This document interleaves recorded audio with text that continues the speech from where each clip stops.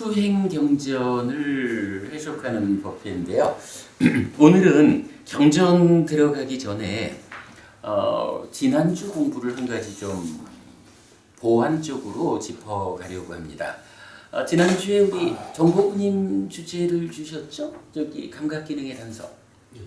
그래서 제가 현재 우리 곁에서 해석되는 것이 정확한 것일까 해가지고 우선 좀 설명을 해드렸잖아요. 그래서 그 부분을 동영상으로 해서 감각기능의 단속 올려드렸는데 그때 제가 이제 준비 없이 그냥 이렇게 말씀을 좀 하다 보니까 감각기능의 단속에 대해서 제가 꼭 해야 되는 이야기를 구체적으로 말하지 못한 것 같아요. 그래서 수업 시작에 앞서서 이 감각기능의 단속과 관련한 주제를 잠깐 되짚어 보고 가도록 하겠습니다. 자, 오늘 여러분 드린 중에 이 한 장짜리 교재 있죠.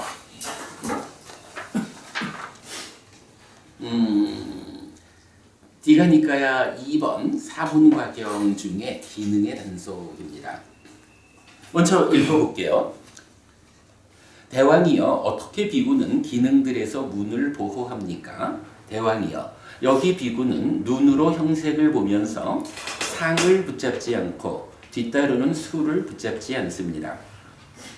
만약 안근을 제어하여 머물지 않으면 간탐과 불만과 악한 불손법들이 흘러들어올 것이므로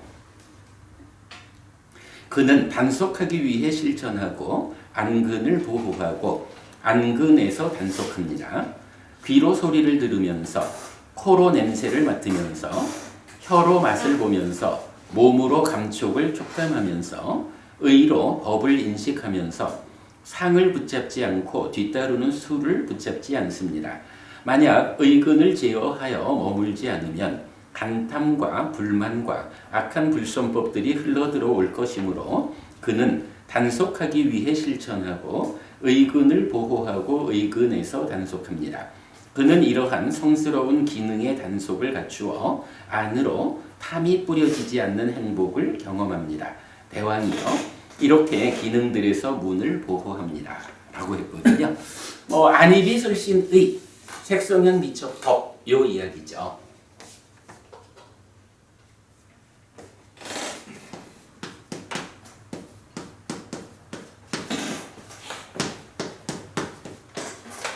자, 이때 융네이처 안이비설신의 요거는 어떻게 구성되어 있는 거죠?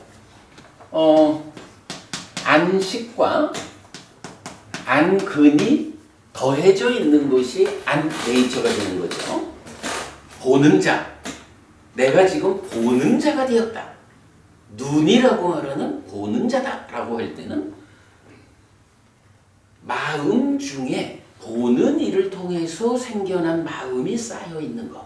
요거 안식이죠.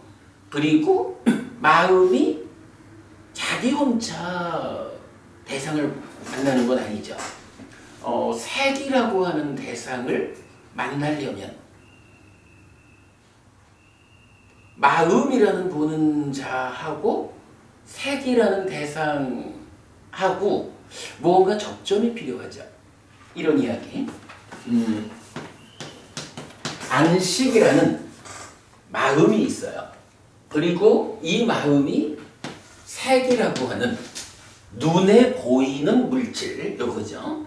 이거를 보는 일을 해야겠는데 이게 마음이라는 것이 대상을 직접 붙잡고 보지를 못하는 여기에 이제 마음이라는 것이 물질 아닌 것으로의 어떤 가지는 한계겠죠. 그러다 보니까 식이라는 마음과 색이라는 대상 사이에 접점이 필요한 거예요. 접점.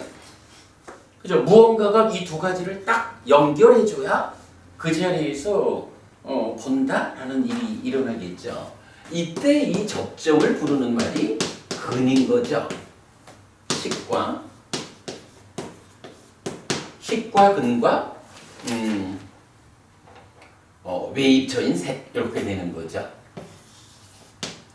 이러한 보는 이를 통해서 생겨난 마음이 쌓여 있는 것으로의 안식이, 그러니까 안식이라는 마음이 우리 몸 중에 보이는 것을 받아들이는 역할을 하는 일부.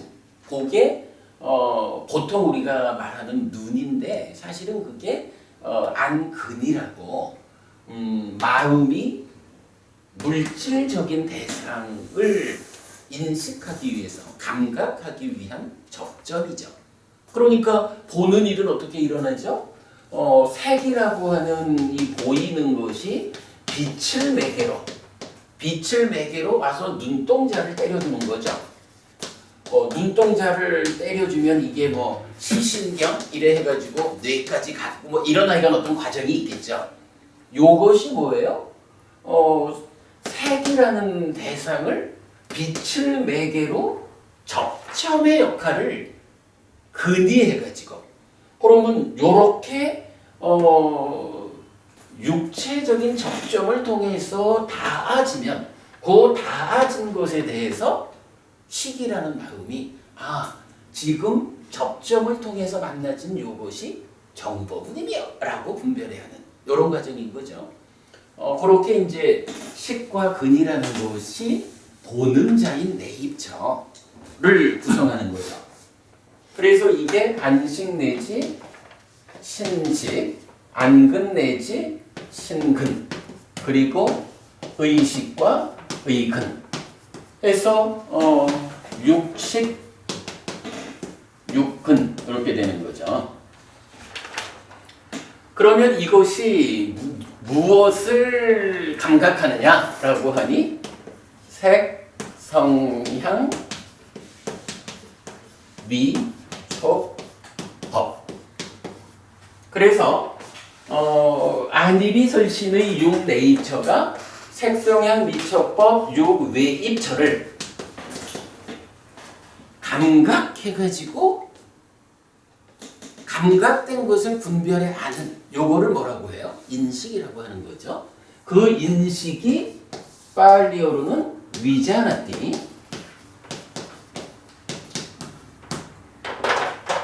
자나띠, 알다라는 동사에 분리, 분별 이런 의미의 접두사가 붙어가지고 분별해서 알다. 요게 인식이죠. 그러면 이 인식작용이라는 것은 표현하자면 안입이 설신의 육 내입처가 인식 주관인 거죠. 그리고 색성향 미촉 법이라는 인식 객관을 대상으로 분별해서 여기에 식을 만든다라는 거죠. 경전은 한결같이 하는 말이 뭔가요? 안과 색을 조건으로 안식이 있다. 이렇게 말하는 거죠. 그리고 이게 내지 신식이 있고 의식이 있다. 해서 내입처가 외입처를 감각해서 생겨나는 식도 역시 6가지 육식이 생긴다. 이렇게 되는 거죠. 그리고 물론 여기서 우리가 중요하게 봐야 되는 건 이런 얘기죠. 6가지 식이라는 게 보는 자인 내입처에도 있는데 본 결과로 생겨난 것도 똑같은 6가지 식이죠. 이래서 우리가 말할 때 이 6가지 식이라는 것은 지난 삶이 쌓여있는 지난 삶의 누적으로의 시기, 마음이 지금 몸과 함께 몸을 접점으로 해서 세상을 만나면 거기에 외입처라는 대상이 무언지 분별해 아는 알을 만들고 단지 알이 아니라 자기 활동성을 가지는 마음이기 때문에 안식 이렇게 말하는 거죠. 그래서 지난 삶에 누적된 무더기로의 알미 몸과 함께 한 알갱이로의 지금 대상을 인식해서 알갱이 하나의 마음을 만들었다. 그래서 우리가 이 식을 뭐라고 불러요? 새끼처진식 이렇게 부르는 거죠. 새끼처진식. 그리고 나면 공전은 다시 알려주는 게 요거 내입처, 외입처, 식, 새끼처진식을 포함한 요 세 가지가 동시다. 예, 동시다. 함께 있는 것이다. 그래서 요거를 3,4화합 촉 이렇게 말을 하죠. 이게 정말 우리 법회가 참 많은 것을 새로 쓰고 있지만 그 중에도 진짜 놓치면 안 되는 거 3,4화합 촉이라는 게 이보부님 3,4화합 촉 아시죠? 12연기에서 말하는. 예. 그거 어떻게 알고 계세요? 보통 그 삼사함이란 말은 좀 생소합니다. 좀 그러신가요? 예, 그렇죠. 그러면 근경식이란 말은 예. 보통 이제 그 18처 예, 그렇게 말을 그렇죠. 18개. 18개. 그리고 이제 그게 3,4화합 촉으로 근경식 3,4화합 이렇게 보통 말하거든요. 근데 그게 부처님 말씀하고 다른 거예요. 이게 삶을 보는 아주 중요한 차이거든요. 부처님은 근경식 아니면 근경식 이렇게 세 가지를 말하지 않아요. 부처님은 분명히 안식과 안근이 함께한 것으로의 안, 내입처, 그리고 안과 색을 조건으로 안식이 새끼쳐진 거야. 경전이 설명하는 게 안과 색을 조건으로 안식이 있다. 이 세 가지라는 거 뭐예요? 안과 색과 식인 거야. 그죠? 이거를 근과 경과 식이라고 하면 이식인지 모르는 이렇게 보는 것은 부처님만이 아닌 거야. 안과 색과 식이라는 그 세 가지가 동시에 있다라는 것이 3,4화합 촉이고 그것에 의해서 수, 락, 고, 불고불락 이러한 그러니까 즐거운 느낌, 괴로운 느낌, 괴롭지도 즐겁지도 않은 느낌이 어떻게 된다고요? 경험된다. 이렇게 말하는 거죠. 이 이야기는 우리가 수백 번 반복해서라도 바로 알아야 되는 거죠. 그래서 이 부분을 어떻게 제가 말하나요? 정보분이 우리 얘기 참 여러 번 하죠. 제가 정보부님을 보면 어떻게 하죠? 해피 스님이 보는 자, 안이 되어가지고 정보부님이라는 보이는 자, 색을 위자나티, 분별하는 거죠. 인식하는 거죠. 이 인식이 어떤 인식이냐 하면 말을 하자면 내가 나에게 보여진 정보부님은 옆에 계신 박보부님도 아니고 이보부님도 아니고 다른 보부님들도 아닌 정보부님이요. 이렇게 분별해서 한다. 이렇게 되는 거죠. 그러면 인식작용이 그걸로 끝일까? 이게 아니라는 거지. 그랬더니 내가 본 사람이 정보부님이었어. 정보부님에 대한 나의 누적된 식이 있잖아요. 그러니까 그 누적된 식이 정보부님을 보고는 정보부님이다 이렇게 알았으니까 여기서 어떤 일이 있겠어? 정보부님을 보았더니 내 안에서 즐거운 느낌이 경험된다. 인식작용이라는 것은 이렇게 보아서 알고 그 대상을 경험하는 데까지가 인식이라고요. 요게 인식작용이라고. 그러니까 요 개념은 아주 중요한 거예요. 보아가지고 알고 경험하는. 아는 거 요거 결과 1번. 경험하는 것 결과 2번. 요 개념. 우리가 하여간 살아가면서 담만한도 법부님을 보았다라고 하는 것은 보아서 담만한도 법부님이다라고 아는 거로 스톱시킬 수가 없는 거야. 이거는 부처님이 얘기해서 그런 게 아니라 부처님은 우리 삶을 그냥 보아서 있는 그대로 알려주는 거거든요. 삶이라는 것 자체가 어떻게 생겨먹었느냐. 생겨먹기를 보아서 알았으면 이어가지고 담만한도 법부님을 보았는데 내 안에서 그랬더니 즐거운 느낌이 경험되고 있다. 여기까지가 이어가는 거라고. 이거를 중간에서 끊을 수가 없다고. 일본어 법부님 요 끊을 수 없는 두 가지 결과, 요 개념 충분히 이해되죠? 이게 포인트예요. 끊을 수 없는 두 가지 결과. 그리고 나면 이제 삶의 주도권이 넘어간다. 이렇게 말을 했죠. 지금 여기까지 오는 거는 어때요? 삶의 주도권을 누가 가진 거야?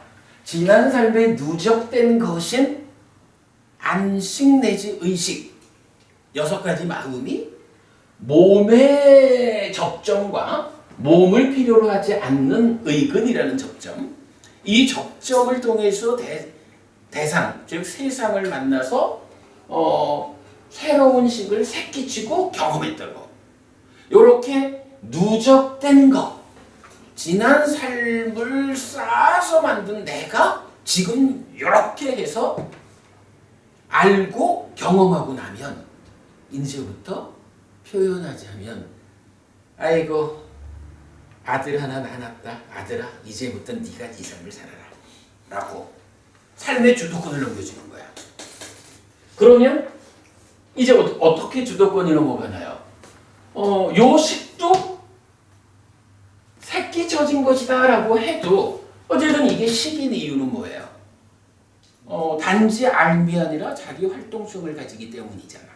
그래서 이 식이 이제 삶의 주도권을 받아가지고 자기의 역할을 하죠. 근데 그 역할이 뭐죠? 여기도 근이라는 접점을 필요로 하지만 어쨌든 이 일을 직접 하는 건 식이잖아요.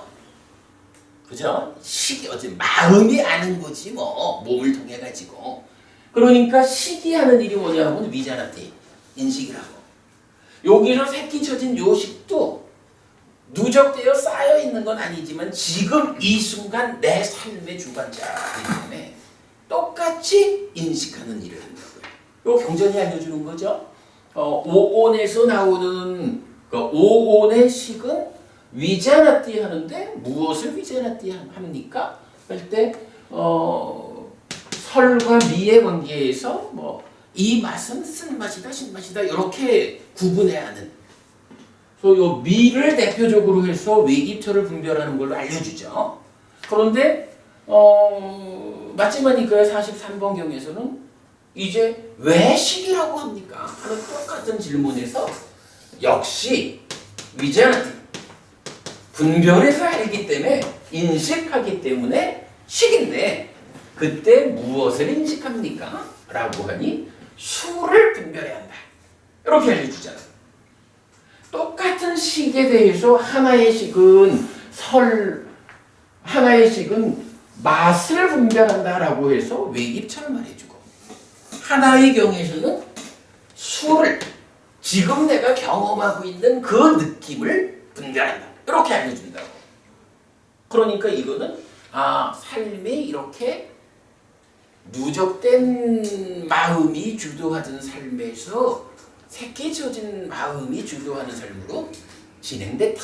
이걸 우리가 알 수 있는 거죠. 그래가지고 이제 이런 이야기가 나오죠. 자, 그러면 이제 여기서 이게 이제 메커니즘이니까 박고부님 이 메커니즘에서 지금 뭐가 빠졌어요? 뭐 이제 참나라도 빠질 거예요. 뭐 아무튼 뭐 그래 그거지. 뭐 마나시카라도 빠질 거예요. 네, 말하면. 예, 서로 빠지는데 일단 오늘 우리가 메커니즘을 다 할 수는 없으니까 어쨌든 여기서 이제 가장 중요하게 빠진 게 뭐냐 하면 담만한도 법부님 인식작용은 몇이 해요? 인식작용은 몇 명이 모여서 해. 지금 여기선 이렇게 말했잖아. 아니 인식의 주관과 객관이라는 1대1의 관계로 두 명이 그 육내입체라는 감각 주관 한 명, 육외입체라는 감각 객관 한 명, 둘이서 인식한다고 지금 써놨잖아. 그런데 사실은 인식은 그렇게 이루어지진 않죠. 인식은 여기에 제3자가 간섭하는 걸 말해주잖아. 경이. 그래서 여기에 무명의 요소라고 불리는 욕탐이, 달리 말하면 무명의 요소야. 이게 한순간 이전의 행위를 싣고 인식에 전달하는 일을 하잖아. 그래서 인식작용이라는 것은 주관인, 그러니까 감각 주관인 외입처가 요거를 뭐 제2의 주관이라고 해야 되는지, 우리는 보통 요거를 간섭자라고 말하죠. 욕탐이라는 간섭자와 함께 객관을 인식하잖아요. 그러면 이때 어떤 일이 생기나요? 욕탐, 찬다라거든. 찬다라는 거는 행위를 인식으로 전달하는 역할을 하는 그거. 물론 의업, 생각하는 것을 부추겨서 뭔가 말로 드러내는 역할도 하지만, 하여간 찬다는 이 뭔가 말의 행위로 드러내는 일하고 되돌려서 인식으로 전달하는 이 두 가지 역할을 하는 거기 때문에 불교 교리 중에서 가장 중요한 용어 중에 하나가 찬다죠. 이거 참 불교계에서 찬다를 잘 주목을 못하는데, 경전에 의하면 심지어 찬다야말로 괴로움의 뿌리다 이렇게까지 말을 하죠. 하여간 이제 그렇게 전달자인 찬다가 무엇을 전달하는 거야? 요 라가라는 것이 탐이잖아. 행위 영역에 탐으로 오염된, 그러니까 행위를 전달하기는 하는데 사유한다라는 의업, 신고의 삼업 중에 의업을 전달하기는 하는데 그 의업이라는 행위가 탐진치에 오염된 상태로 전달되어 온다. 요거를 욕탐이라고 말한 거죠. 그래가지고 이게 욕탐이, 즉 탐을 싣고 온다라는 이것 때문에 어떤 일이 생기나요? 요것 때문에 생기는 일. 경전은 첫째로는 이 앞에 있는 식과 명색, 이래가지고 여기서 오온이 만들어지는 거를 여기에 집착이 작용해서 오치온인 네 가지는 그 집착이 욕탐이다라고 나와요. 첫째로. 그리고 두 번째로는 이 욕탐이 1차 인식에 작용을 하다 보니까 감각 주관의 상태를, 그러니까 보는 자인 나를 어떻게 만드냐 하면 탐이라는 것에 오염된 상태로 보게 만든다고. 그러면 그 오염, 그때 이제 이 보는 자가 보이는 대상을 주목해서 받아들이는 게 자의죠. 이 자의가 어떻게 되나요? 바로 욕탐이 작용하다 보니까 그냥 대상을 있는 그대로 못 보는 거야. 있는 그대로 보지 못하고 어떻게 봐요? 탐의 작용에 의해서, 탐 때문에 잘못 본다고. 그죠? 대상을 주목할 때 거기에 탐이 실려가지고 주목하기 때문에 똑같은 대상을 보고도 보는 사람마다 보는 결과가 다르잖아. 그거를 뭐라 그래요? 자의는 자의인데 탐 때문에 바르게 보지 못하는 비열이 자의, 이렇게 말하는 거죠. 이게 탐 때문에, 그러니까 욕탐 때문에 일어나는 거야. 그런가 하면 욕탐이 작용해서 생겨나는 또 하나의 현상, 뭐가 있죠? 니미타가 있죠. 여기서 이제 니미따라는 개념을 우리가 참 잘 봐야 되죠. 색성향 미처 법이라고 하는 이거는 사실은 그냥 세상이요. 세상에 그냥 존재하는 거지 뭐. 근데 이 존재하는 것들에 대해서 탐이라고 하는 것이 간섭을 해서 작용을 하잖아. 탐이 간섭하니까 이제 대상 자체를 있는 그대로의 대상으로 두지를 못하고 탐이 시키는 대로 탐의 작용대로 왜곡해서 본다고. 그 왜곡된 상태를 뭐라고 해요? 네, 왜곡 상태가 니미따라고. 이 니미따가 상이라고 번역이 됐죠. 마음 진짜 없는 상이에요. 그래가지고 경전은 여러 경전이 뭘 말해줘요.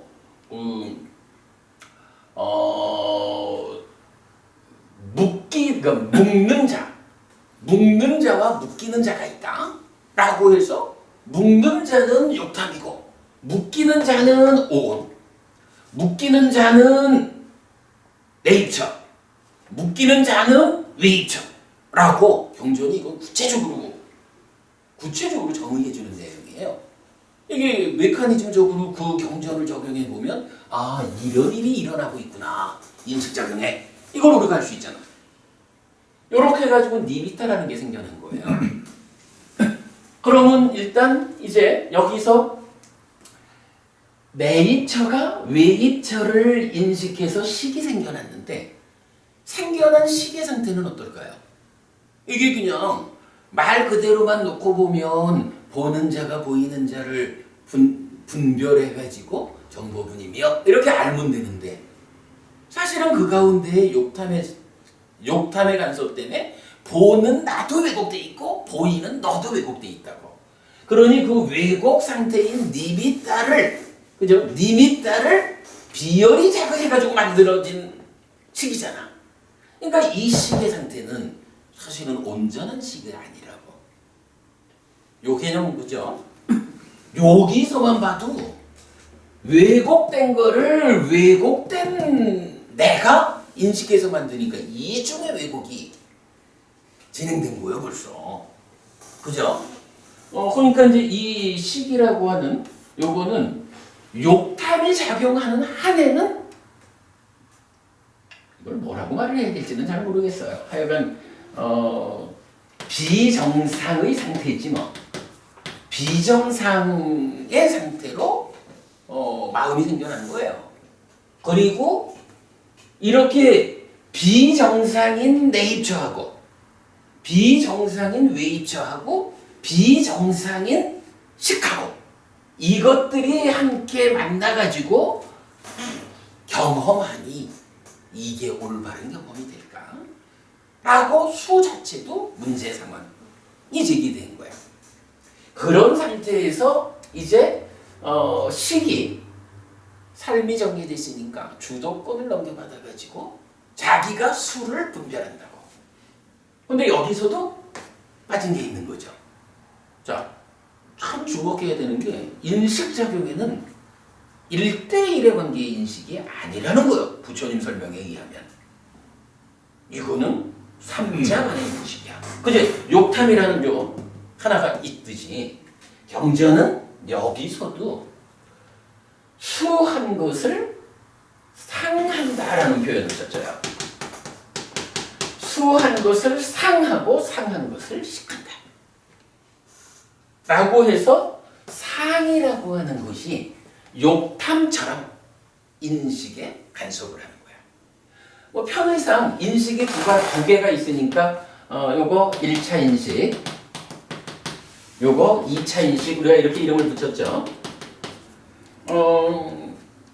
이렇게 놓고 보면 1차 인식의 결과로 비정상적인 식이 생겨나서 비정상적인 수를 상의 간섭 가운데 두 번째 인식을 하는 거지 뭐.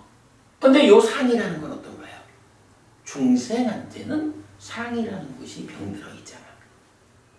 그죠? 그래서 이 상은 병들어 있는 상이냐 치유된 상이냐라고 할 때 중생한테는 병들어 있고 병든 상을 번뇌 루라고 부르는 거죠. 이 병들을 치유하는 게 따지면 수행의 본질이죠. 그래서 불교 수행의 마지막 자리가 뭐야? 불교 수행의 완성의 자리가 윗바사나거든. 이 윗바사나가 뭐 하는 거냐라고 하니 모든 문제의 끝에 상의 병들을 치유하는 거. 상의 병들이 치유된다는 건 뭐예요? 번뇌가 번뇌 아닌 상황이 되는 거죠. 그 상황을 뭐라고 부르냐 하면 번뇌를 부순다 이렇게 말하죠. 번뇌를 부순다라는 말을 중국 사람들은 누진 이렇게 쓴 거죠. 그래서 육신통에서 누진통 이렇게 말하는 걸로 완성이 되고 삼명에서 누진명으로 완성이 되죠. 어쨌든 뭐 불교에서 말하는 아라한 되었다, 삶을 완성했다, 윤회에서 벗어났다, 일체의 괴로움을 소멸했다라는 것은 누진으로 끝나잖아. 그죠? 이런 부분이 이제 바로 여기에 적용이 되는데, 지금 여기에 필요한 이야기는 지난주, 지지난주 우리 서울법회에서 좀 상세히 설명했어요. 보시고, 일단 그러면 이제 여기서 어떤 일이 벌어지나요? 위자나티 하니까 결과가 두 개 생겼잖아. 이것도 위자나티 인식이니까 결과가 생기겠죠.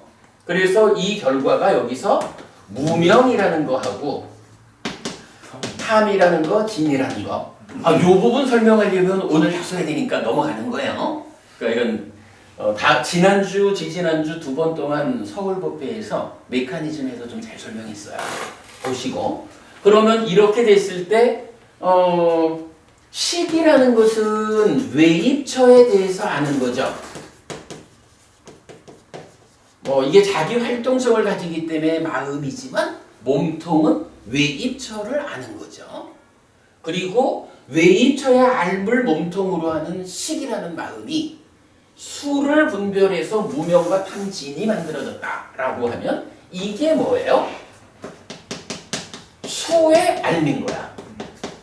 여기서 이제 2차 인식이 수를 분별한다라고 하는데 이거는 뭐냐면 이거 잘 봐야 돼요. 지금 내가 경험하고 있는 그러니까 지금 내가 경험하는 것이 행복한 느낌이다, 즐거운 느낌이다. 이렇게 아는 거는 누구 몫이냐 하면 여기까지는 1차 인식이에요. 누적된 식이 알고 경험하는 거잖아. 아, 내가 지금 즐겁구나. 이렇게 하는 거는 여기서 하는 거예요.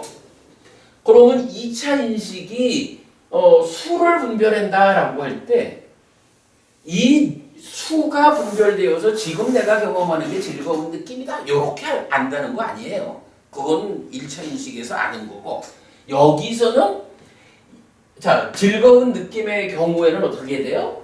병든 상이 간섭해서 원래는 이게 무상한 거잖아. 조건 따라 생겨난 거고 조건 달라지면 달라지는 거잖아. 그런데 이거를 어떻게 알아요?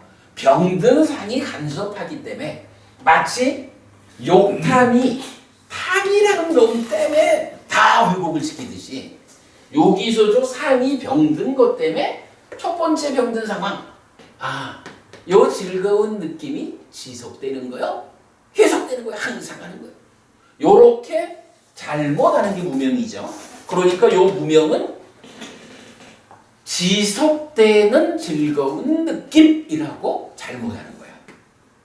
그러면 그 무명 때문에 어떤 일이 생겨요? 즐거운 느낌을 보고는 이게 지속되는 거네? 라는 무명이 작용을 했잖아. 지속되는 즐거운 느낌이니까 이거 붙잡아야지.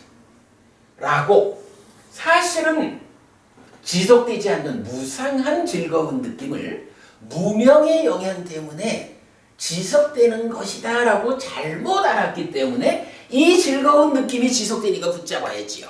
라고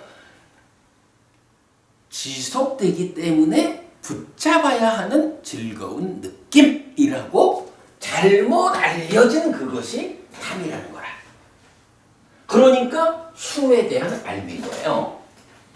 이게 즐거운 느낌이라고 하는 게 아니라 즐겁다라고 경험된 그 느낌을 이게 지속되는 거요. 그러니까 붙잡아야 되는 거요. 적은 거요. 붙잡아야 하는 즐거운 느낌이다라고 가공해서 아는 게 탐이야. 요 차이는 엄청 큰 거예요.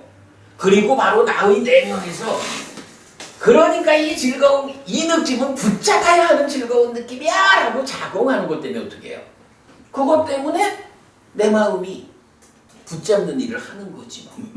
그것 때문에 오염된 행위라는 게 욕탐에 실려서 돌아오는 거지 뭐. 이런 개념이죠. 자, 요걸 놓고 이제 메커니즘은 뭘 말해주나요? 요렇게 외입처의 암과 수의 알미 더해진 상태. 그러니까 1차 인식의 결과와 2차 인식의 결과가 더해진, 달리 말하면 포괄적인 인식의 결과. 그지? 포괄적 인식 결과를 네, 알미고 원어가 미안하죠. 그리고 알지자로 번역하는 거죠. 그러면 요 미안하, 알미라고 하는 것은 이게 뭐지? 라고 보면 사실은 이거는요. 외입처의 알을 몸통으로 자기 활동성을 가지는 마음이 자기 활동성의 결과로 수의 알을 만들어서 몸집을 부풀린 단순한 알미 아니고 몸집이 부풀려진 마음이라고. 근데 이거를 식이라고 부르기가 곤란해. 왜냐하면 외입처의 알을 몸통으로 하는 마음은 식인데 거기에 이미 수의 알을 탑을 만들어서 몸집이 부풀려졌잖아. 그러니까 이걸 식이라고 부를 수는 없거든. 다른 이름을 붙여줘야 되죠. 이게 뭔가요? 찢다. 네, 이게 심이라고 불리는 찢다라고. 그래가지고 경전이 우리가 참 정말 부처님 살아서 직접 설한 가르침에 의지해서 부처님한테로 불교를 되돌리는 불사, 이걸 말하는 게 뭐예요? 부처님이 심행을 상수라고 해서 심이 형성되는 작용이 상과수다. 상과 수의 과정을 통해 가지고 심이 생겨난다. 이렇게 말해주는 거잖아. 이건 타당하죠? 심이 뭐예요? 식이라고 하는 거예요. 1차 인식에서 생겨난 식이 상과 수의 과정을 거쳐서 몸집을 부풀려서 생겨난 게 심이거든. 그러니까 심은 상과 수에 의해서 형성되는 거야. 심을 형성하는 작용이 상과수야. 이렇게 되죠. 근데 1600년 동안을 불교 안에서 어떤 일이 있었어요? 이걸 거꾸로 봤죠? 찢다의 작용이 상과수다 라고 해서 그때로부터 이러한 찢다가 생겨나는 이 영역이 불교 안에서 사라졌다. 이거 되살려낸 게 우리다. 이걸 이제 말하죠. 자, 어쨌든 이제 이렇게 해서 심이 생겨난 거야. 그리고 뭐 이제 심이 이어지는 과정을 거쳐서 행위하는 거죠. 분명히 식은 인식하는 마음이에요. 거기에 비해서 몸집이 부풀려진 심은 행위하는 마음이에요. 그래서 이 심이 행위를 하는 거예요. 그런데 이 심이 생겨나는 과정에 뭘 갖고 있어요? 표현하자면 태생적인 문제가 뭐냐 하면 탐을 갖고 있잖아. 탐, 그러니까 몸집의 절반은 식, 외입처의 알미고 몸집의 절반은 탐, 수의 알미야. 물론 이게 이제 이 과정에서 가래가 되는 과정이 있죠. 가래가 되는 과정에는 난디라고 하는 걸 하나 더 부풀려지지만 어쨌든 여기까지만 보아도 탐이라는 것으로 몸집이 부풀려진 찢다의 몸통의 절반은 탐인 거예요. 이 탐이 뭐냐 하면 지금 경험한 요거를 붙잡아. 왜? 요거는 항상 하는 행복한 느낌이라서 붙잡아야 하는 거예요. 붙잡아야 하는 행복한 느낌이에요. 요것이 마음의 절반이니까 이런 마음으로 행위하자 하니까 그 행위가 탐과 함께하는 오염된 삶이 되는 거죠. 그게 돌아올 때 욕탕으로 오는 거죠. 이렇게 연결되잖아요. 이렇게 놓고 보면 한 가지 차이를 좀 볼 수가 있죠. 우리 대상이라는 걸 볼 수가 있어요.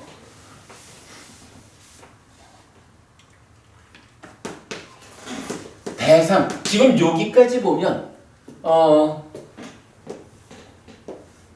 1차 인식과 2차 인식이 있었잖아요. 1차 인식에선 대상이 뭐였죠? 외입처. 외입처, 그렇죠. 색성향 미처법 6외입처가 대상이었죠. 2차 인식은 무엇을 대상으로 했죠? 수. 그렇죠. 그걸 보는 게, 이걸 보는 게 정말 불교의 중심을 보는 거죠. 그런데 사실은 이게 맞느냐 하면 맞지는 않아. 왜 안 맞느냐 하면 우리가 보는 게 사실은 외입처를 보는 게 아니라고. 그죠, 박 부부님? 우리가 외입처 보고 사나요? 뭐 보죠? 우리가 감각하는 대상이 외입처 아니라고. 그럼 뭐예요? 왜곡된 limita.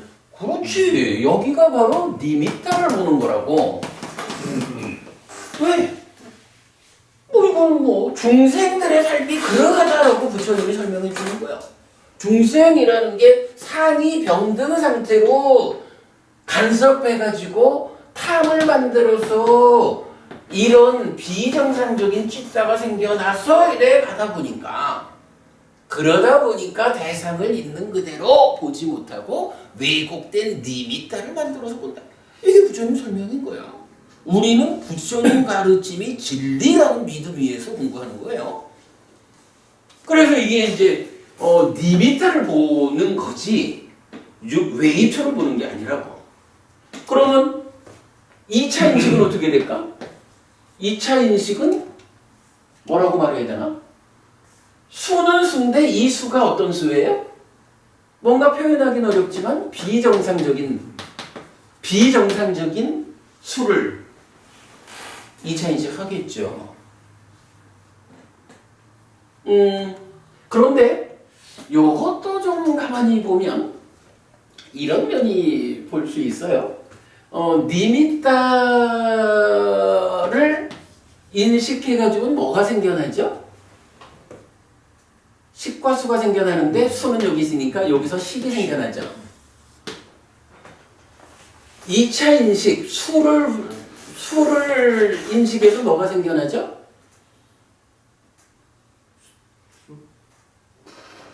일 차 인식에서 식이 생겨났어. 2차 인식하면 뭐가 생겨날까? 이건 같은 맥락으로, 아니 왜냐하면 이거를 무명이 생겨나서 탐이 생겨나서 이래 말을 해도 되지만 맥락을 같이 보면 1차 인식에서 마음이 생겨났는데 그게 식이잖아. 수도 함께 생겨나지만. 그러면 2차 인식에서 뭐가 생겨났을까 하면 식과 같은 마음 상태로 말을 해야지 뭐. 그러니까 심이 생겨날 거야. 식이 생겨나고 심이 생겨났어. 그런데 식을 만드는 요걸 니미타라고 불렀잖아요. 그러니까 식을 만드는 대상, 요걸 니미타라고 불렀잖아. 심을 만드는 대상은 뭐라고 불러야 될까? 경전은 이거를 뭐라 하죠? 이거를 그러니까 니미타는 니미타야. 니미타는 니미타야. 왜냐하면 대상의 왜곡 상태니까. 그죠? 요괴입처라는 대상이 왜곡된 걸 니미타라고 했잖아. 그러니까 여기서도 마찬가지 니미타라고 부르는 거야. 니미타는 니미타인데 이거를 그냥 니미타라고 하면 니미타는 식을 만드는 거로 이게 정해져 있잖아요. 그죠? 그러다 보니까 그걸 똑같이 쓸 수는 없는 거야. 그래서 이제 경전은 심을 만드는 니미타. 그죠? 그 표현이 되죠? 그래서 찌따사 니미타. 찌따의 니미타. 요거 찌따사라고 하는 게 심의 소유격으로 쓰인 거예요. 심의. 심의 니미타. 이렇게 나오거든요. 요 찌따사 니미타라는 게 몇 개 경전에서밖에 안 나오지만 사실은 비중 큰 별이죠. 근데 이런 우리 메커니즘적으로 설명을 해보면 타당하죠. 이렇게 우리가 이해를 해야 되거든요. 뭐 오늘 우리가 메커니즘 얘기를 하려는 게 아니고 지금 감각 기능의 단속 이야기를 하자는 거니까 여기까지만 하고, 그래도 뭐 메커니즘에 대해서 거의 절반 이상을 했네. 자, 요렇게 놓고요. 이제 우리 다시 경전을 봅시다. 경전에서 뭐라고 했냐 하면 저는 번역하기를 눈으로 형색을 보면서 상을 붙잡지 않고 뒤따르는 수를 붙잡지 않습니다. 이랬는데 그게 원어로 보면요. 그 위에 있는 두 번째 줄에서 비코 짝구 나 루팡 디스와 나 니미타 가히, 여기서 이제 니미타가 나왔죠. 니미타 가히인데 요 가히가 무슨 말이냐 하면 붙잡는 자, 이런 얘기예요. 붙잡는 사람. 그러니까 앞에 나라고 하는 부정어가 있고 해서 니미타를 붙잡는 자가 되지 마라. 호띠라는 동사가 이게 비동사거든요. 그러니까 니미타를 붙잡는 자이다. 나 부정. 그래서 니미타를 붙잡는 자가 되지 마라. 요거거든요. 그러니까 뭐 니미타를 붙잡지 마라. 요거죠. 그리고 이어서 나오는 게 나누 부얀자낙 가히 이랬는데 이제 이 단어가 어디다가 적어야 될까? 뭐 안 적어도 될 것 같네. 그러니까 나라고 하는 부정어에다가 아누 부얀자나, 그 단어 그대로 해서 이제 그 NA만 빼주면 돼요. 그러니까 그 A가 장음이라는 건 A가 두 개 있다는 거거든. 그래서 NA를 빼면 아누 부얀자나가 돼요. 근데 요 아누 부얀자나가 뜻이 뭐냐 하면 secondary attribute라고 해서, secondary니까 두 번째 뒤따라오는 부수적인 요거죠. 뒤따라오는 특성, 속성 요거를 말하는 거예요. 그러니까 안으로 색을 본 뒤에 무엇을 하라라고 하냐 하면 첫째로 니미타를 붙잡지 마 이렇게 말했죠. 두 번째로 뒤따라오는 그거 붙잡지 마 이렇게 말하는 거라고. 근데 지난주에 우리가 봤지만 세계적으로 이건 뭐 번역의 문제가 아니라 교리에 대한 해석에서 어떻게 해석이 되어 있어요. 니미타를 이제 상이라고 번역을 하면서 이게 항상 요거는 조금 비교를 좀 적어야겠네.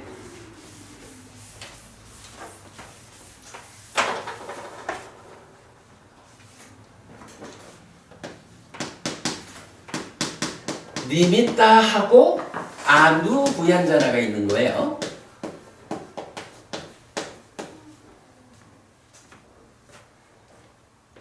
요거에서 이제 뭐 의미상으로는 동일한데 이제 번역을 우리 초불련에서 두 분 스님은 표상, 세상 이래가지고 전체상, 부분상 이렇게 이제 번역을 하셨고, 한국과알리성전협회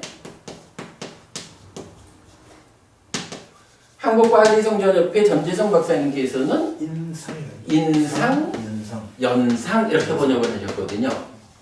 그러니까 요거는 제가 지금 그 두 기관에서 번역이 어떻다 이 얘기를 하려는 거 전혀 아니고요. 이게 이제 영역된 것도 마찬가지고 세계 불교가 빨리어로 된 니까야를 해석하는 데서 이렇게 해석하고 있는 거예요. 그러니까 번역은 그 해석된 내용을 우리말로 바꾸는 과정이죠. 그래서 이제 이렇게 되어 있는데, 그러니까 이게 보면 결국은 해석되어 있기를 무언가 1차적인 이렇게 말할까? 결과? 이런 거라면 거기에 부수적인 뭐 이런 어떤 개념으로 해석이 되어 있는 거죠. 그런데 이제 지우니까 점점 안 좋다. 지금 이제 우리가 이렇게 메커니즘을 그려놓고 보면 아누부얀자나가 세컨더리 어트리뷰트란 말이야. 그러면 부수적이다, 뒤따라온다 라고 말하는 거, 이게 과연 전체를 볼 때 조심해라. 그리고 세세하게 보는 것도 조심해라. 이렇게 말하는 것이어야 할까? 지금 이 기존의 세계 불교의 해석은 그렇게 되어 있잖아요. 그런데 우리가 지금 메커니즘을 그려보니까 인식이라는 것은 1차 인식이 니미타를 대상으로 해서 뭘 만들어요? 식을 만들었죠. 물론 수도 같이 만들어졌죠. 그런데 2차 인식은 어떠냐 하면 동일한 자리에 좀 전에 썼던 거지만 수가 뭐였어요? 찌따사니미따였죠. 찌따사니미따를 대상으로 해서 마음을 만들었거든. 힘을. 그러니까 인식 과정이 보면 1차 인식을 통해서 니미따라는 요 욕탐의 영향을 받은, 욕탐 때문에 왜곡된 고놈을 가지고 식을 만드니까 비정상적인 문제 상태의 식이 만들어진 거거든. 요거 하지 마. 요게 니미따를 붙잡지 마. 요 내용이죠. 근데 이어가지고 아누부얀자나까지 2차적인 거, 뒤따라오는 거, 그거 붙잡지 마! 라는 이야기가 전체적으로는 정보부님인데 자세히 보니까 정보부님 얼굴이 이렇게 생겼어. 이렇게 말하는 거 아니라고. 인식에 뒤따라오는 거는 그 니미타 때문에 식이 생기고는 함께 생긴 식을 2차 인식해서 식을 만든단 말이야. 그리고 이 수가 찌따사 니미따라고 해석이 된다고. 2차적인 거 바로 이거거든. 뒤따라오는 수를, 그죠? 식의 상태가 비정상적이지 않으려니까 니미따를 붙잡지 마라 이렇게 말하는 거죠. 욕탐의 영향을 받지 마. 욕탐의 영향을 방어하라 이 얘기죠. 그런데 뒤따라오는 그거는 뭐냐 하면 수를 대상으로 심이 만들어지는 이때 상이 번뇌 상태로 있는 거죠. 상 자체보다는 물론 중생의 상이니까 그렇지만 번뇌라고 하는 요것이 수를 인식해서 심이 만들어지는데 마치 욕탐이 니미따를 만들듯이 그렇게 작용을 하잖아요. 그러니까 두 번째로 아누부얀자나를 붙잡지 마라 하는 것은 이 얘기가 되는 거야. 수라고 하는 찌따사 니미따를 인식할 때 상해 병득, 즉 번뇌의 영향으로부터 잘 방어해가지고, 그죠? 잘 방어해가지고 심을 만들 때에 문제 상황을 만들지 마라. 다시 정리하면 욕탐의 간섭 때문에 니미따가 되어서 그 니미따에 의한 결과로 식이 생기는 요거, 욕탐을 잘 방어해가지고, 이거 중요한 표현이 이거죠. 욕탐을 방어해가지고 니미따 상태로 인식하지 않게. 그러면 여기 니미따를 붙잡지 않는 거야, 그죠? 그런데 뒤따르는 것을 붙잡지 말라라고 하는 그거 동일한 개념으로 상해병등 번뇌를 잘 방어해가지고 번뇌를 방어함으로써 찌따사 니미따에 의해서 문제 상황의 심을 만들지 않는 이 심이 몸뚱의 절반은 번뇌 때문에 만들어진 탐으로 채워진 요런 문제 상황의 마음을 만들지 마. 이거 아누 부양자나 가히 나. 뒤따르는 그거 붙잡지 마의 의미가 된다고. 그러면 감각기능의 단속이라는 게 이제 포괄적으로 얘기를 하면 어때요? 감각기능의 단속 1차 인식에 간섭하는 욕탐을 잘 방어해가지고, 요게 뭐야? 우리가 말하는 욕탐의 제어죠? 욕탐을 잘 제어해가지고 식이 만들어질 때 니미타라고 하는 대상의 왜곡 상태에 묶이지 않아야 돼. 그리고 뒤따라가지고 인식의 두 번째 2차 인식에서 번뇌라고 하는, 사실은 이거는 아까도 말했지만 윗바사나라고 하는 마지막 과정이지만 어쨌든 감각기능의 단속의 완성은 아라한되는 거거든. 그러니까 번뇌를 잘 방어해가지고, 달리 말하면 윗바사나에서 누진해가지고 번뇌의 영향을 차단해가지고 탐이 생겨나지 않게 해서 쥐따의 상태를 온전하게 생겨나게 해라. 감각기능의 단속이 물론 수행의 전체적인 흐름에서 보면 뭐 아까도 본 거지만 그 초선 들어가기 이전에 이미 감각기능의 단속이라는 게 나타나잖아요. 뭐 또는 수행자가 비구가 출가한 자가 일상의 삶에서 감각기능의 단속을 이렇게 잘 해야 된다 이렇게 나오지만, 그거는 그렇게 그 단계마다 감각기능을 단속해 가는 거고, 마지막이니까야 152번 그 마지막이니까야 마지막 경이 감각기능의 단속에 대한 경이에요. 거기에서 보면은 감각기능의 단속의 완성으로 아라한이 성취되는 것을 알려줘요. 그때의 감각기능, 그러니까 152번 경에서 감각기능의 단속은 이 상과 관련한 이야기를 직접 해준다고. 그러니까 이제 기본적으로 의미는 이렇게 니미타를 붙잡지 않는다, 뒤따르는 것으로의 찌따선입니다.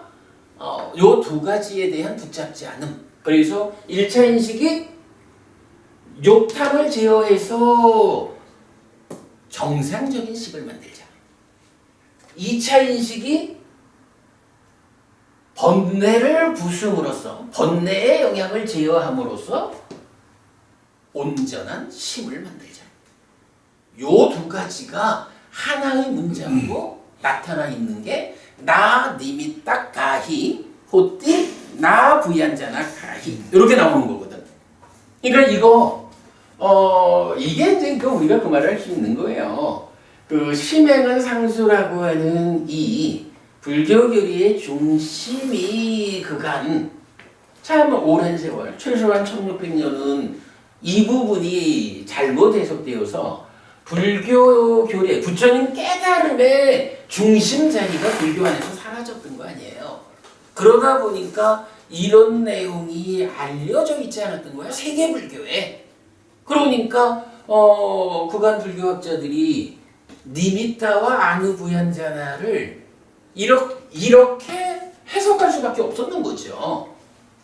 그런데 이제 우리가 심행은 상수라고 하는 이 귀한 가르침을 바로 잡았잖아.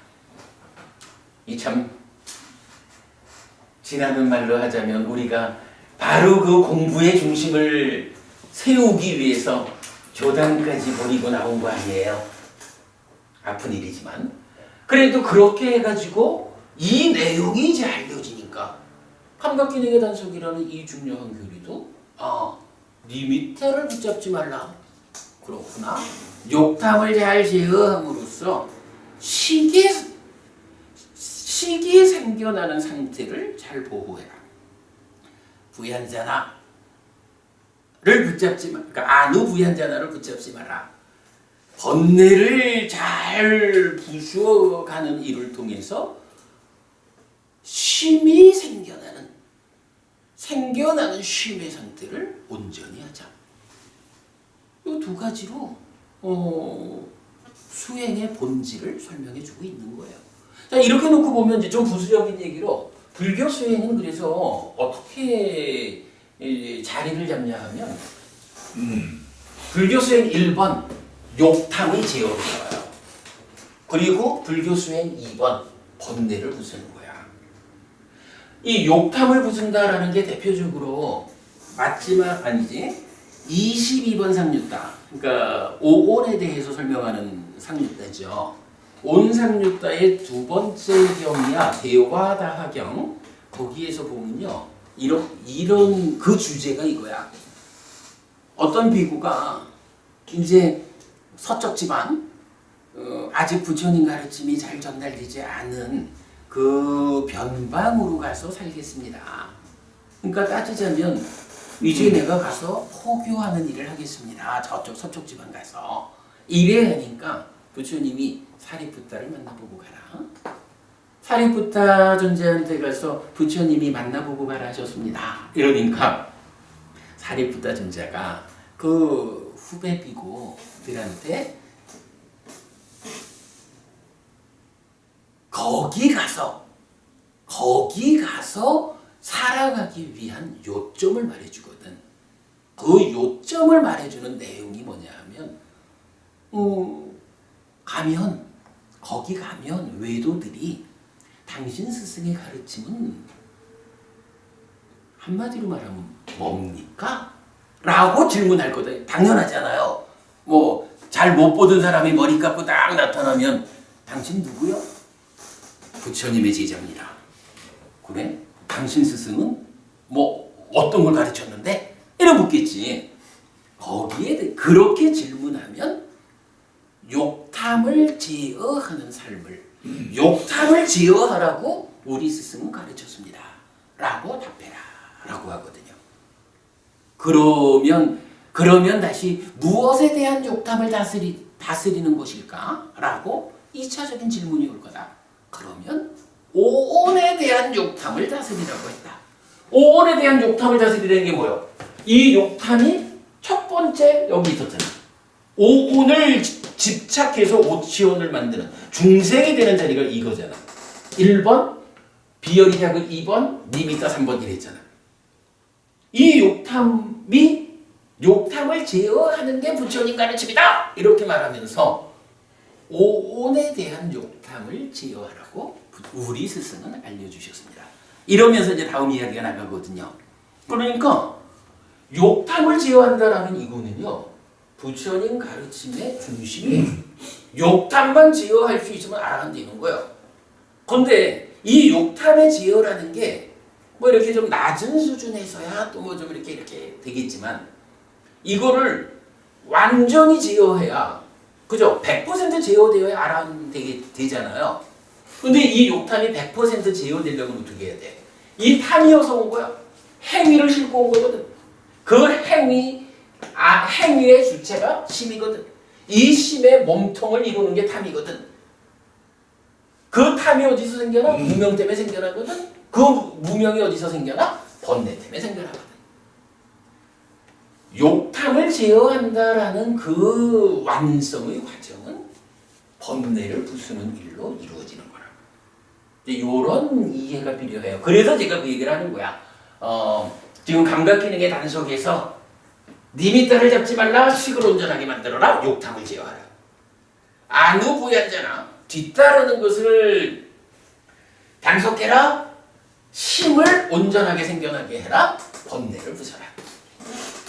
그러면 이게 결국은 욕탐을 제어하는 거와 번뇌를 부수는 부처님 가르침의 두 중심, 불교 수행의 본질 자리를 지시하는 것으로 감각기능의 단속이 이렇게 설명되어 있는 거거든요. 박법우님, 이런 설명이 명확하죠? 네. 우리 때문에 스님 스님가 유튜브라든지 책을 있으면 아니면 처음이네. 처음은 아니에요. 이런 이야기를 조금 하긴 했는데 이렇게 오늘 제가 네. 작심하고 했잖아. 네.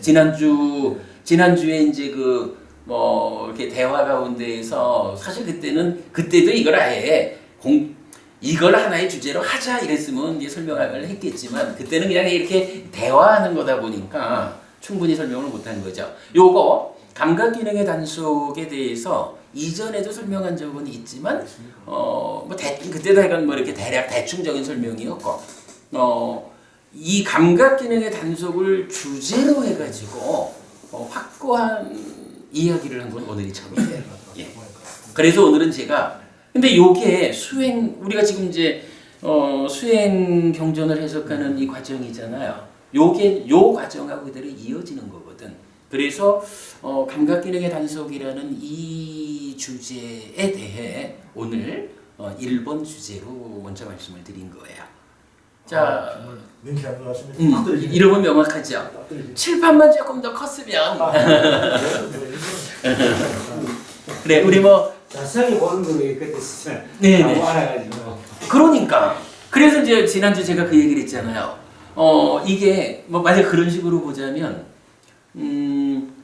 자세히 보는 것이 이게 어떤 뭐 세상 이렇게 되는 게 아니라 표상이라고 그러니까 전체를 볼 때는 전체가 대상이고 니미타야.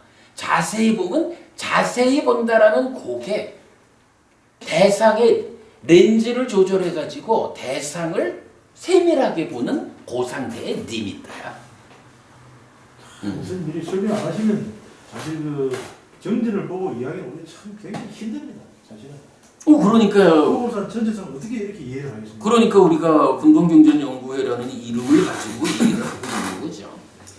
수행 정무상 그 욕탕을 제가 하는 상가도시하고 번뇌를 부수는 윗바산 수행이 쌍으로 근데 이제 그 부분은 조금 달라요. 그 부분은 그러니까 사마타라고 하는 개념이 사마타는 여기 번뇌 때문에 무명과 탐진 생기잖아. 근데 요 과정이 뭐냐 하면 찌따를 만드는 과정이잖아. 찌따를 만드는 과정에서 탐의 문제를 푸는 게 사마타. 번뇌를 부수어서 무명이 버려지고 명이 일어나는 요게 윗바사나 소멸 이거거든. 그러니까 이 자리를 해결하는 것이 사마타고 여기는 윗바사나 이렇게 보는 거는 안 맞아요. 여기서 사마타 윗바사나로 탐과 무명을 부수는 일이 진행되는 만큼 욕탐이 제어되는 거야. 요걸 이렇게 구분해서 말하면 안 돼요. 조금 쉽죠? 예.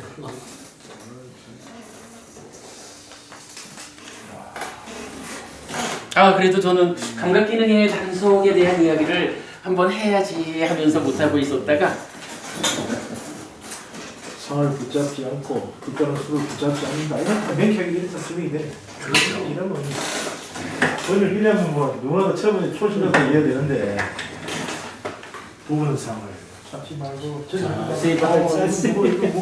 뭐 말인지 그냥 뭐 사실은 거의 10명기가 9번 전체 상 부분상 글자 그대로 아니 현재는 열의 열이야. 그게 그러니까 열의 열이지. 이게 그러니까 그래서 제가 얘기가 번역의 문제가 아니라 네. 해석을 그렇게 해놓은 거야. 그러니까 그 세계적으로 초기 불교 학자들 아니면 또 뭐 지금 이야기가 아니라 이미 몇천 년을 두고 해석이 그렇게 되어 있는 그리고 이 거지. 세계 초기 불교도 지금 사실 뭔가 좀 정립이 안 된 것 같아요 보니까. 그 일을 우리가 해야 되는 거지. 정말 우리가 그 일을 하려니까 이 중간 과정이 이렇게 이제 거쳐지는 거죠. 참 인식에서 일어나는 문제들이 진짜 중요한 문제 아닙니까? 이게 인식의 문제인데 여기 쏙지 말아 이 말인데 이거를 장에 좀 이렇게 메커니즘상에서 이렇게 이해 안 해주면 우리 도저히 알 수가 없는 거예요. 예. 그게 우리가 뭐 쉽게 생각할 수 없는데 인식 안에서 그지?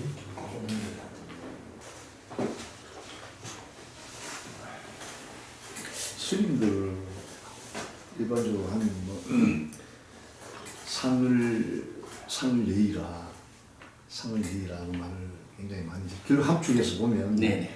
그 말 중에 상을 예의라 상 따라가면 중생심이다 이런 말을 막 무수히 하고 그 훈련을 수행 과정을 통해서 결국 쌓아야 되잖아요. 상을 여의면 우리 이제 사실은 뭐 가슴이 와닿긴 한데 우리 같은 경우에 이제 뭐 그동안 업식이 많이 쌓였기 때문에 그걸 변형시키기가 어렵지 않느냐. 반박이 하기도 힘들고 그죠? 네. 그래서 이제 뭐 최근 없는 것 같은데 결국 수행을 통해서 할 수밖에 없잖아요, 그죠? 네. 그래서 이제 스님께서 쭉 하신 말씀 들으면 굉장히 세밀하게 이렇게 하시고 그리고 이제 이런 것들을 저희들이 다 이제 새겨서 실상에 실생활에 이제 이걸 적용해서 말씀하신 그 상을 여의라라는 게 그 상이 서로 상자인지 마음 심자가 붙은 생각 상자인지 마음심자 안 붙은 그렇죠. 대상. 보통 이제 그 금강경에서 구마라지 번역에 나오는 아상인상 이제 이 얘기라 예, 그렇습니다. 이 얘기죠. 예. 물론 그것도 이제 그 금강경의 산스크리트 원본에서는 사실은 마음 심자가 붙은 상으로 나와요. 싼냐. 산야로 나오죠. 그런데 이제 뭐 구마라지 스님이 그것이 얼마나 더 견고하냐 이래서 이제 그 니미따로 쓴 거라고 하던데 사실 뭐 상을 여의라라는 말이 지금 우리 표현으로 보면 따라하지 말이에요. 욕탐을 제어하라라는 거잖아요. 예, 그렇습니다. 그치? 욕탐 때문에 상이 되니까 상을 여의라는 게 그거거든요. 근데 이제 법원님 사실 우리가 중요하게 보아야 되는 게 그 상을 여의라라는 말하고 이상이라고 이상 멀리하라 응. 원리상 예. 뭐 이렇게 그건 예, 좋아요. 그건 뭐 떠날 리자 해가지고 예. 쓰니까. 근데 이상 재산. 상을 여의라라는 거하고 스승님 어떻게 하면 그 상을 여의 수 있습니까? 라는 질문에 구체적인 테크닉을 알려주는 거하고 따라가지 다르거든요. 마라 이렇게 해줘. 따라가지 마라. 아니 그게 따라가지 말라고 해서 따라가지지 않으면 그 뭐 세상이 그렇게 쉬울 수가 있을까? 그러니까 그게 문제는 어떻게 하면 안 따라갈까? 그렇죠. 달리 말하면 어떻게 하면 욕탕을 제어할까? 그렇습니다. 이 부분이잖아요. 네. 우리가 이제 이런 그 메커니즘을 중심에 두고 공부를 하는 게 불교의 중심은 아무래도 사성제고 그 안에 12연기와 8정도가 들어있잖아요.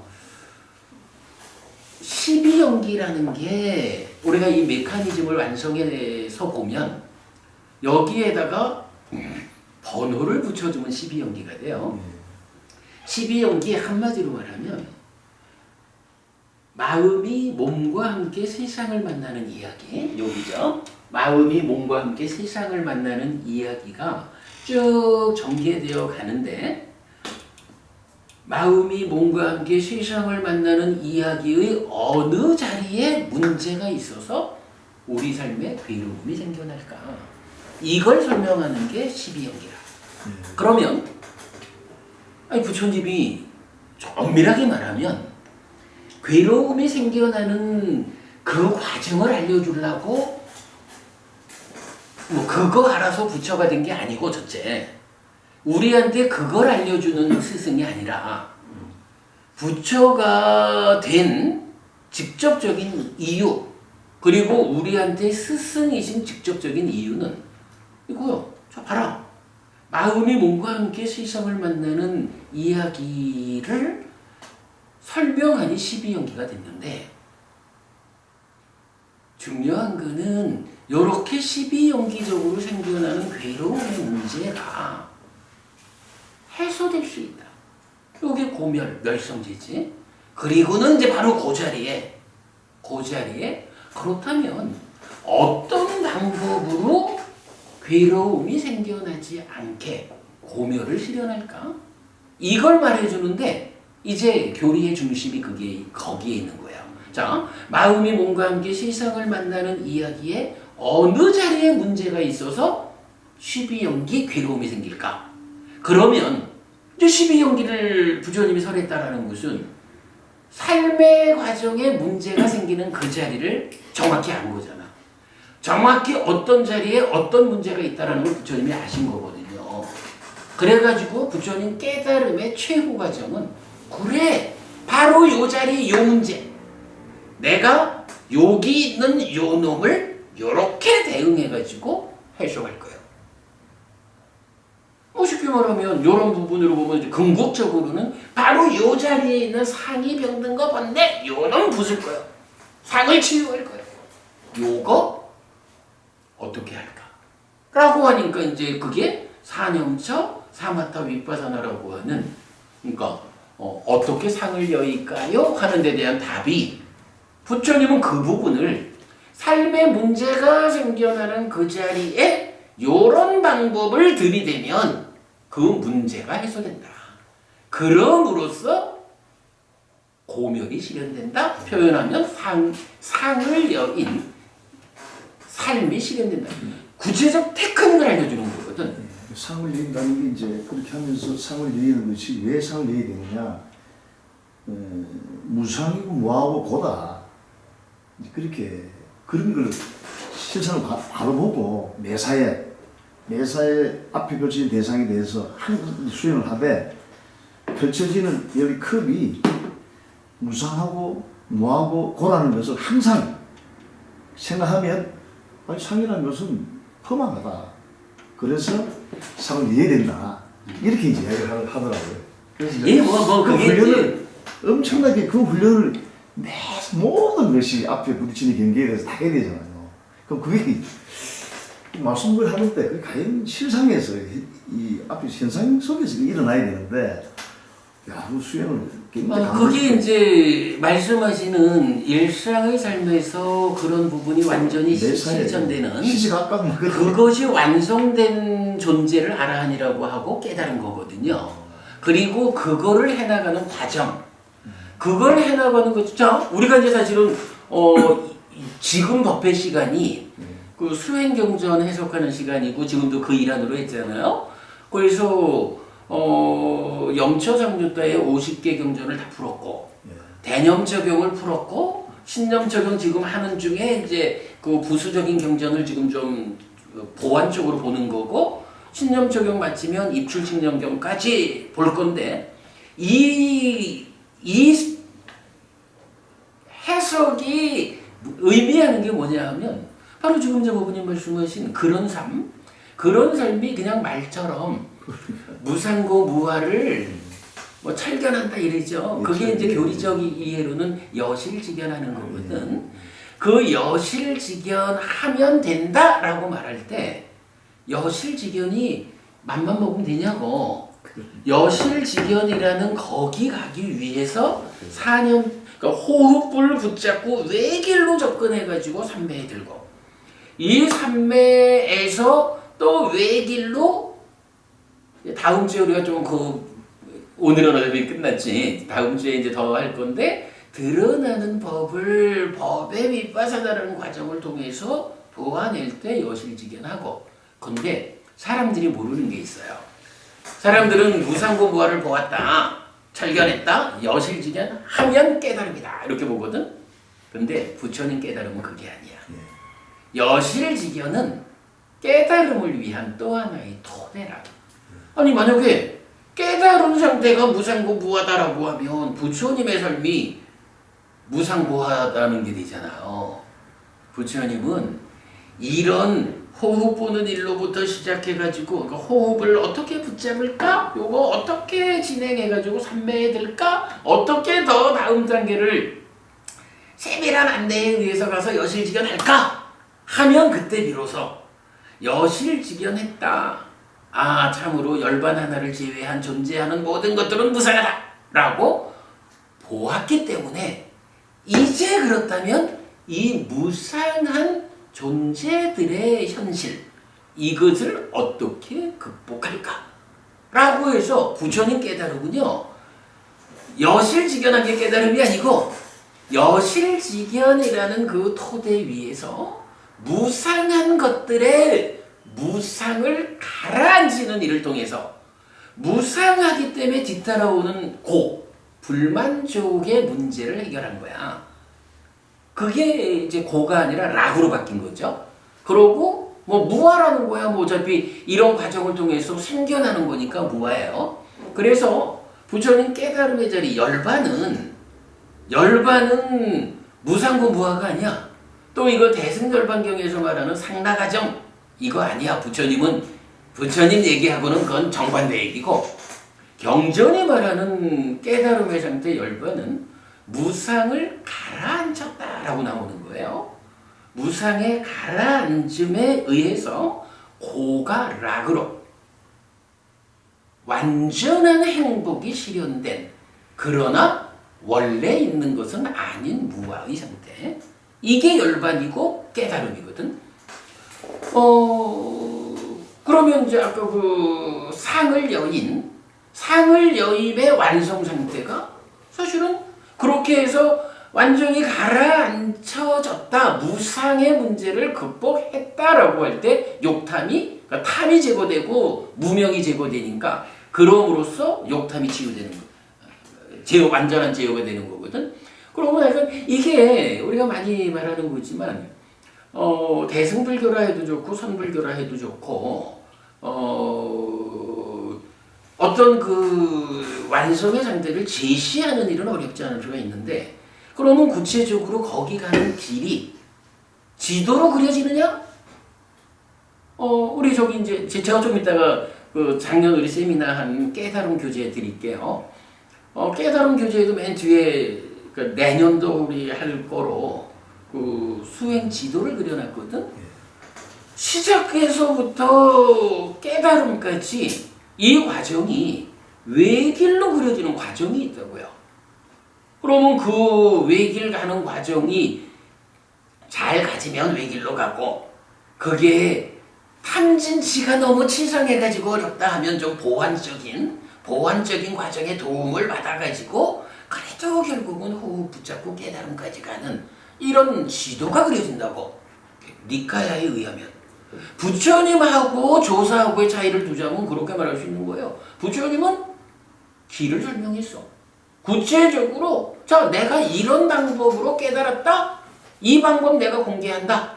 그러니 이 방법을 그대로 되밟으면 그대들도 나처럼 된다 하고 방법을 알려줬다고. 근데 후대 조사들이 그 일을 못했죠. 물론 뭐 조사들의 깨달음이 부처님의 깨달음하고 같다라고 인정하는 건 아니지만, 뭐 같지 못하다 해도 일단 당신이 길 안내를 하자면 상을 여의어라, 무상고부와 보아라 라고 어떤 당위성을 제시하는 거 가지고 그게 스승의 역할이 되느냐고요. 거기를 어떻게 갈까에 대한 구체적 방법이 제시되어야 되는 거지. 니카야에는 그게 있다고. 12연기로, 그러니까 우리가 메커니즘을 이렇게 만들어내는 게, 메커니즘이라는 사는 이야기에 대한 구체적 설명, 마음이 생겨나는 과정, 생겨난 마음이 살아가는 과정, 이 구체적인 설명 위에서 괴로움이 생겨나는 것을 설명해주고, 12연기. 거기에 어떤 구체적 방법으로 대응할 때 괴로움이 소멸될까? 8정도가 설명된다고. 이게 고해 발생이고 수행을 통한 고멸이고, 이 부분이 우리가 분명히 말할 수 있는 거예요. 이 부분은 니카야를 제외하면 이 세상 어디에도 없다고. 우리가 때가 때다 보니 그렇지만 또 그 얘기하게 되는 게, 니카야에 밖에 없는 이 공부를 세우고 지켜야 한다라는 우리의 어떤 사명, 이것 때문에 우리가 그래도 해피스님 그동안 참 도와주고 방패막이가 되어준 교단을 포기하고 떠나는 일까지를 감수하면서 우리가 오직 니카야에만 있는 가르침을 세우기 위해서 이런 길을 가는 거죠. 이건 이 니카야의 범주를 벗어나는 순간 깨진다고. 왜냐하면 부처님이 설한 가르침이 부처님이 설하지 않은 것과 섞여버려가지고는, 아니 이게요 뭐 중고등학교 대학 박사과정에 무슨 논문 쓰는 레벨이 아니라 삶의 본질을 꿰는 진리라는 가르침이잖아요. 여기에 부처님 가르침 아닌 어떤 것이 섞이는 순간 깨지는 거예요. 모든 것을 버려서라도 이건 지켜야 되는 거거든. 그래가지고 그 일을 한 거지. 아 본래 제가 여기에 이어서 한 가지 이야기는 더 하고 마치려고 그랬는데 그만하죠.